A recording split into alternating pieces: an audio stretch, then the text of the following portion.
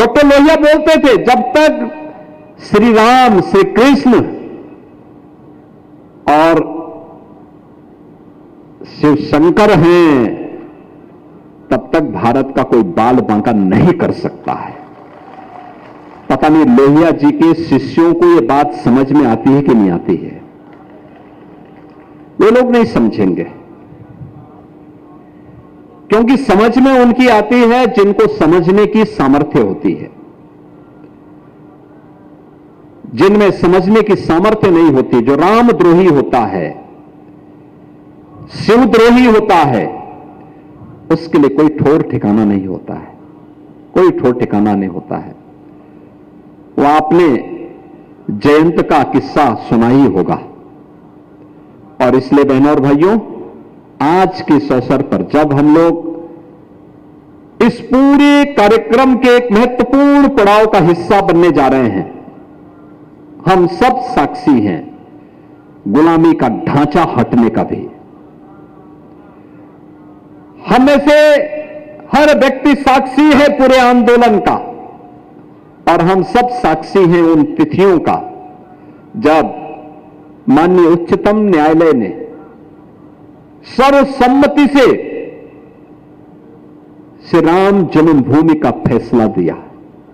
पूरा भारत झूम उठा था, पूरा भारत और दुनिया के अंदर से। जो लोग पहले धमकाते थे, कहते थे, बहकाते थे, राम जन्मभूमि का फैसला होगा तो ये हो जाएगा, उसके लिए वकील खड़ा करते थे, ये वही लोग हैं जो राम सेतु को तोड़ना चाहते थे। ये वही लोग हैं जो राम भक्तों पर गोलियां चलाते हैं। ये वही लोग हैं जिन लोगों ने समस्या का समाधान न निकले और सनातनी भारत का सनातन धर्मावलंबी अपने आप को सदैव अपमानित महसूस करता रहे। वे नहीं चाहते थे समस्या का समाधान हो। लेकिन जब माननीय उच्चतम न्यायालय ने व्यापक हित में, देश के हित में, भारत के सनातन धर्म की भावनाओं के अनुरूप उपलब्ध साक्ष्य और प्रमाणों के आधार पर एक सर्वसम्मत फैसला दिया, पूरे देश ही नहीं दुनिया ने उसका स्वागत किया।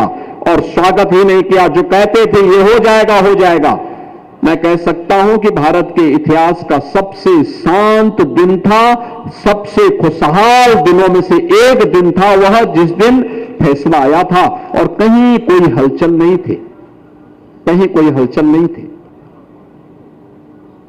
हम सब ने वे तिथियां देखी हैं जब हम लोगों ने देश के यशस्वी प्रधानमंत्री जी के कर कमलों से श्री राम जन्मभूमि में 5 अगस्त 2020 को